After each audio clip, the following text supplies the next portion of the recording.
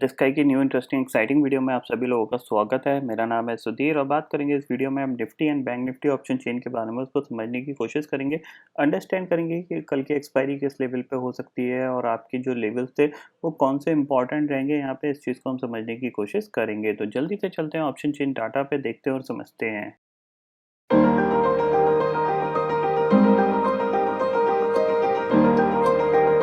सबसे पहले मैं आपको बताना चाहता हूँ वीडियो स्टार्ट करने से पहले कि जिन लोगों ने कल का वीडियो नहीं देखा था, बेसिकली संडे का वीडियो, संडे को मैंने एक वीडियो डाला है regarding the option selling course. जी हाँ दोस्तों, जिन लोगों की डिमांड थी कि एक ऑप्शन सेलिंग कोर्स बनाया जाए और उनको चीज़ें समझाई जाए और अंडरस्टैंड की जाए, तो वो कोर्स मैंने लॉन्च कर दिया है और कल के वीडियो में मैंने सारी डिटेल्स दी हुई हैं। इवन अगर आपको सारी डिटेल्स चेक करनी है तो डिस्क्रिप्शन में जा सकते हो और वहाँ पे सारी डिटेल्स अवेलेबल है। प्लस इसी के साथ मैंने मैनी ऑफर्स में जितने भी कोर्सेज हमारे चलते थे regarding the intraday in stocks trading, regarding the index trading course और इंडेक्स ऑप्शन कोर्स, इन तीनों पे ऑफर्स रखे गए हैं। इवन इंट्राडे इन स्टॉक्स का जो कोर्स है उस पर 50% का ऑफर है, इंडेक्स कोर्स पे 50% का ऑफर है और प्लस जो लोग इंडेक्स ऑप्शन कोर्स खरीदना चाहते हैं और वो ओल्ड स्टूडेंट हैं, उनके लिए जो फ़ीस है वो सिर्फ 2000 रुपीज़ है और जो लोग न्यू स्टूडेंट्स बनेंगे उनके लिए जो फ़ीस है वो 2500 रुपीज़ है। तो अगर आप इंटरेस्टेड हैं, आपको लगता है कि वो आपके काम का होगा, तो आप डेफ़िनेटली उसको सब्सक्राइब कर सकते हैं। डिस्क्रिप्शन में सारी डिटेल्स दी हुई हैं, आप चेक कर सकते हैं। फिर भी अगर आपको कोई कन्फ्यूज़न, कोई डाउट आता है तो आप मेरे को व्हाट्सएप या कॉल करके पूछ सकते हैं। डिस्क्रिप्शन में मेरा नंबर अवेलेबल है। तो मैं आ गया हूँ एनएससी की वेबसाइट पे, जहाँ पे हम Nifty and bank Nifty option chain data समझने की कोशिश कर रहे हैं। तो सबसे पहले एक अनाउंसमेंट है, वो मैं आपको बता देता हूँ। जो भी सारे ऑफर्स चल रहे हैं regarding the index option selling course, index trading course और plus stock trading course in intraday का, उनकी जो लास्ट डेट है वो कल लास्ट डेट है। तो जो भी लोग इंटरेस्टेड हैं या जिनको भी वो कोर्स बाय करना है, तो आज और कल शाम तक कर लीजिए, कल रात 12 बजे तक कर लीजिए। उसके बाद वो ऑफर्स ख़त्म हो जाएंगे। फिलहाल कोई डेट एक्सटेंड करने का प्लान नहीं है। अगर लगता है रिक्वायरमेंट आती है तो डेट एक्सटेंड कर दी जाएगी, अदरवाइज कल वैसे तो 90% कल फाइनल डेट ही है। तो प्लीज़ ध्यान रखिएगा इस चीज़ को, फिर बाद में बहुत लोगों की रिक्वेस्ट आती है तो प्रॉब्लम्स आती हैं। तो नज़र रखिएगा, अगर आपको इंटरेस्ट है तो आप आज रात या कल रात तक ले लीजिएगा। अब बात करते हैं कि मार्केट का कैसा व्यू रहा। देखो, सबसे पहले आज निफ्टी 25 पॉइंट चढ़ के यहाँ पे बंद हुआ है। प्योरली जैसा हमने कल प्लान किया था, as it is same market ने रिएक्शन दिया। कल सेम मैंने आपको बताया था कि मार्केट 11,300 11,200 के बीच में कंसोलिडेट करेगा। तो उसमें किस तरीके से ट्रेड कर सकते थे आप, वो भी मैंने बताया था आपको कि अगर आपको 11,200 के पास मिलता है निफ्टी, आप 11,200 की कॉल ले लीजिए और ऊपर 11,280 270 के जोन में अपना प्रॉफिट बुक कर लीजिए। अगर आपको ऊपर मिलता है निफ्टी 11,300 के पास मिलता है तो वहाँ पे आप पुट ले सकते हो और नीचे आप 11,210 11,220 की रेंज में अपना प्रॉफिट बुक कर सकते हो। तो हमें सबसे पहले निफ्टी कहाँ किस जोन में मिला, वो जोन मिला हमें 11,200 का। वहाँ पे एक कॉल बाई करी गई और ऑलमोस्ट वो कॉल 60 रुपये के आसपास की थी। 11,200 की कॉल, उसने जो हाई बनाया वो करीब करीब मॉर्निंग, यानी ये जो हाई बना था उसी में ही 105 तक चली गई थी, यानी ऑलमोस्ट डबल हो गई थी। तो यहीं पे एक अच्छा प्रॉफिट यहाँ पे मिल गया था। उसके बाद तो पूरे दिन कोई मतलब ही नहीं था काम करने का। अब देखो, मैं आपको एक चीज़ समझाने की कोशिश कर रहा हूँ कि कल क्यों मैंने ये व्यू बनाया था कि मार्केट साइडवेज रहेगा। देखिए, होता क्या है कि मैंने आपको पहले भी बताया है, जब मार्केट ट्रेंडिंग जाता है तो जब मार्केट ट्रेंडिंग होता है तो ऑप्शंस के जो प्रीमियम होते हैं, तो देखो पुट राइटर्स को पैसा मिल गया क्योंकि पुट्स के प्रीमियम तो बहुत तेज़ी से घट गए, लेकिन कॉल के प्रीमियम भी बहुत तेज़ी से जंप करते हैं। क्योंकि देखो, मार्केट कहाँ पे है, मार्केट है 11,300 11,200 का, लेकिन इस ट्रेंडिंग की वजह से क्या हुआ, 11,400 11,500 11,600 इनके जो कॉल्स के प्रीमियम थे ये भी जंप किए। तो ये डाइल्यूट कब होंगे, ये डाइल्यूट जब होंगे जब धीरे धीरे टाइम निकलेगा तो टाइम के साथ साथ उनके प्रीमियम घटते चले जाएंगे। समझ रहे हैं आप कि जो 11,300 के ऊपर, यानी 11,300 11,400 11,500 11,600 की ये जो कॉल्स है ना, इनके प्रीमियम, यानी इनमें जिन लोगों ने बाइंग करी होगी उनको लॉस कैसे होगा, टाइम से ही उनको लॉस होगा। क्योंकि मार्केट ऊपर चला जाएगा तो उनके प्रीमियम जंप हो जाएंगे। तो मार्केट को साइडवेज रखना बहुत ज़रूरी होता है ट्रेडर्स के लिए, ऑपरेटर्स के लिए, या फिर ऑप्शन राइटर्स बोल दो। तो वो कोशिश करते हैं 2-3-4 दिन आपका ऑप्शन जो मार्केट है वो साइडवेज ही रहे, ताकि जो रेंज के अंदर मार्केट है, उस रेंज के बाहर के सारे ऑप्शंस के प्रीमियम ज़ीरो हो जाएँ धीरे-धीरे, धीरे ज़ीरो की तरफ बढ़ जाएँ और एक्सपायरी के दिन तो ज़ीरो हो ही जाएँगे। तो यानी हुआ क्या, इस मोमेंटम में 11,300, 11,400, 11,500 की कॉल तो जंप करी, लेकिन ये 2 दिन मार्केट साइडवेज रह गया, इसकी वजह से उनके प्राइस वहीं के वहीं आ गए जहाँ से वो जंप करी। और कल एक्सपायरी है तो कल खुलते ही वो ऑलमोस्ट 11,400, 11,500, 11,600 की ये कॉल्स तो ज़ीरो हो जाएँगी, इवन होगी ही होंगी आज। तो इसीलिए मार्केट को साइडवेज रखा जाता है और इसीलिए कल का जो मेरा व्यू था बिल्कुल क्लियरली मार्केट का साइडवेज का ही था। तो एग्ज़ैक्टली अपनी रेंज में ही कामकाज करता हुआ दिखाई दिया मार्केट। और जिन लोगों को मैंने ऑप्शन दोनों तरीके बताए थे, ऑप्शन राइटिंग का भी बताया था, ऑप्शन बाइंग का भी बताया था, जिन लोगों ने फॉलो किया होगा 100% उनको प्रॉफ़िट मिला होगा, इसमें नो डाउट। और जिन लोगों ने इंडेक्स ट्रेडिंग कोर्स बाय कर रखा है, उनको भी डेफ़िनिटली आज के दिन एक अच्छा प्रॉफ़िट यहाँ पे मिला होगा। सेम चीज़ निफ्टी बैंक आप देख सकते हो कि एग्ज़ैक्टली ये हमारी वही 15 मिनट का चार्ट और सेम लाइनें खींच रखी है। मैंने आपको बोला था कि ऊपर आपको 21,700 21,800 के आसपास मिलता है तो पुट बाय करिए। 21,400 पे आपका प्रॉफिट बुकिंग का लेवल होगा। नीचे आपको 21,200 पे मार्केट मिलता है, कॉल बाय करिए। 21,400 450 500 के लेवल पे आपको प्रॉफिट बुक कर लेना है।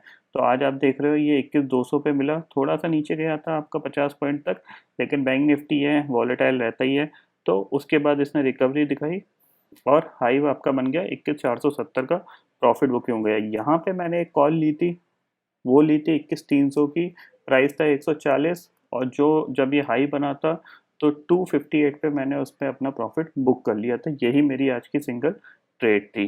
तो क्लियरली आप समझ लीजिए कि मार्केट का जो व्यू है साइडवेज में ज़्यादातर लोगों को बड़े-बड़े लॉसेस होते हैं।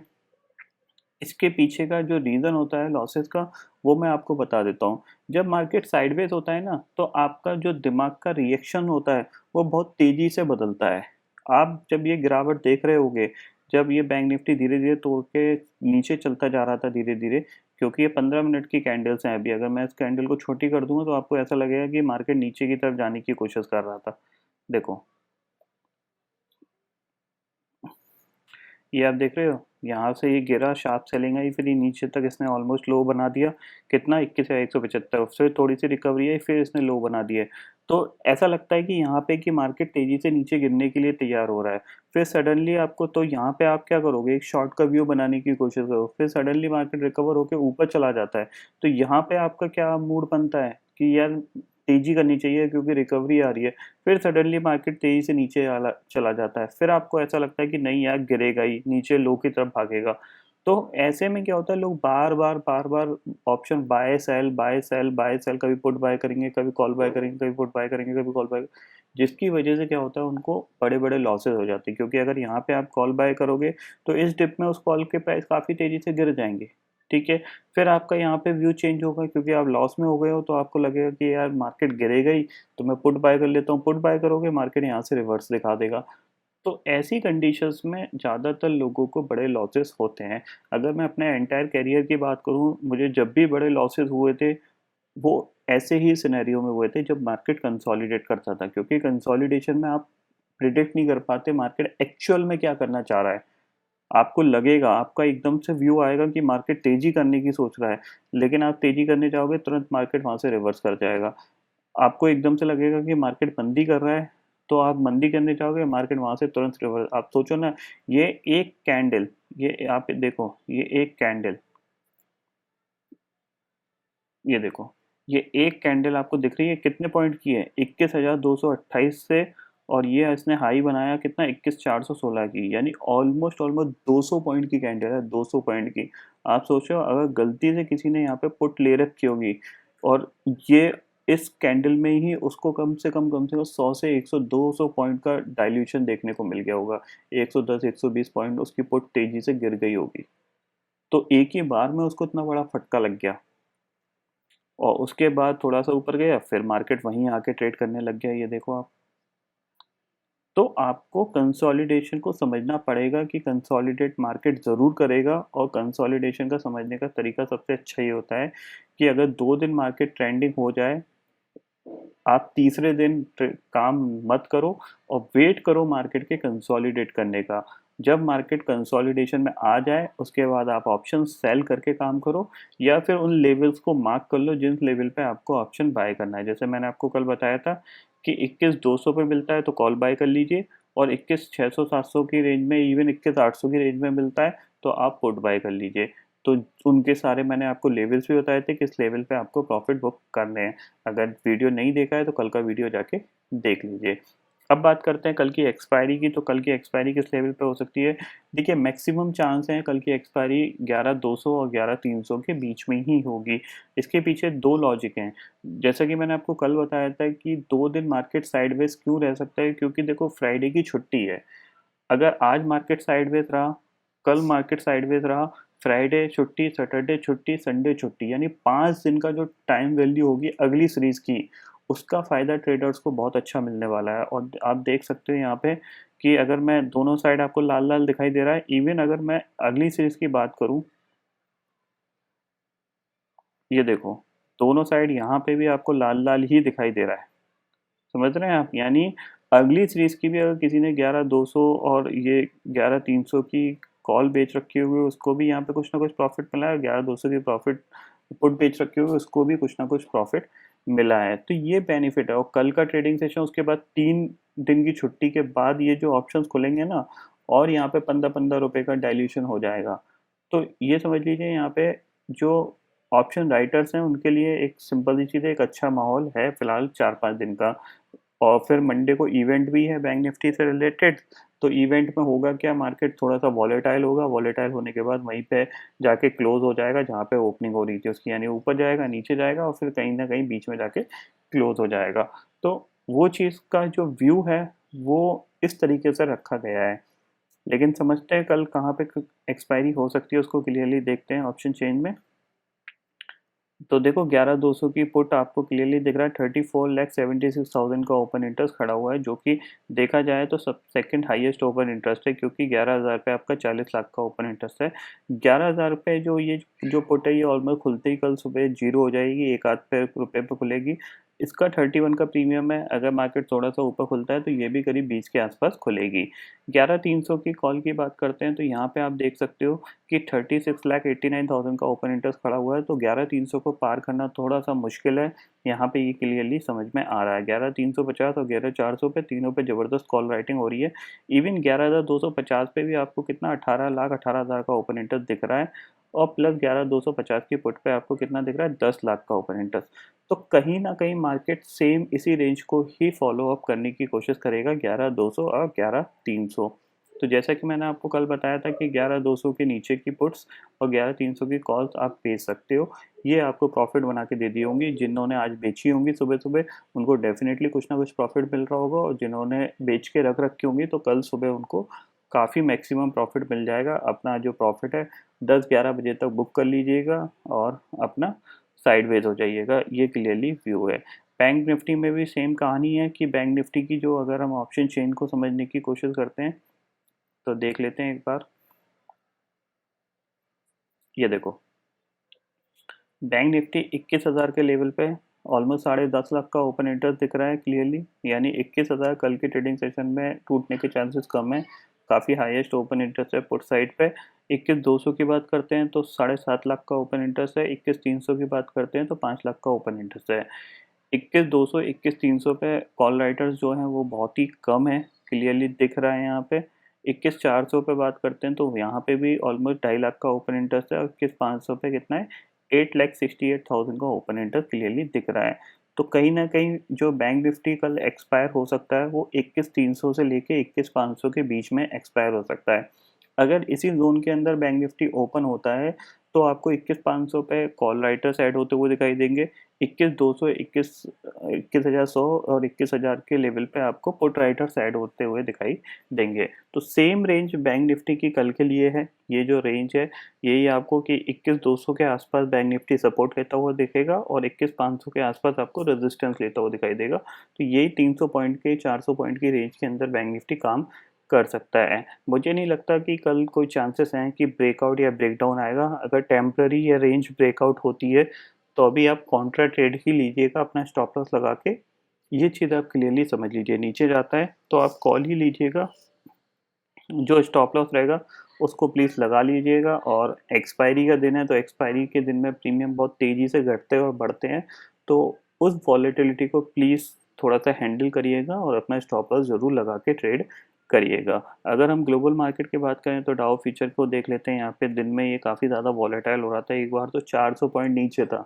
400 पॉइंट डाउ फ्यूचर नीचे होने के बावजूद हमारा मार्केट फ्लैट काम कर रहा था, क्योंकि कहीं न कहीं डाउ फ्यूचर भी और डाउ जोन्स भी अपने जो 50 डे मूविंग एवरेज के आसपास कंसोलिडेट करेगा 1-2 दिन, फिर जाके ब्रेकआउट देने की कोशिश करेगा। तो देखते हैं यहाँ पे क्या सिनेरियो बन रहा है।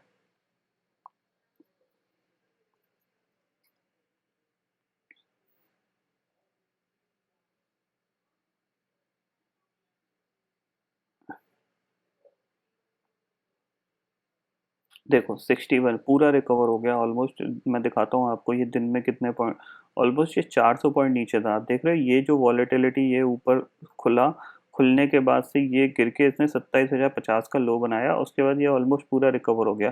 तो ये जो इसका ये करीब करीब 27,500 के आसपास इसका 50 डे मूविंग एवरेज आ रहा है, तो उसी के आसपास थोड़े दिन, 1-2 दिन और कंसोलिडेट करेगा, देन फिर ब्रेकआउट या ब्रेकडाउन की संभावना बनेगी।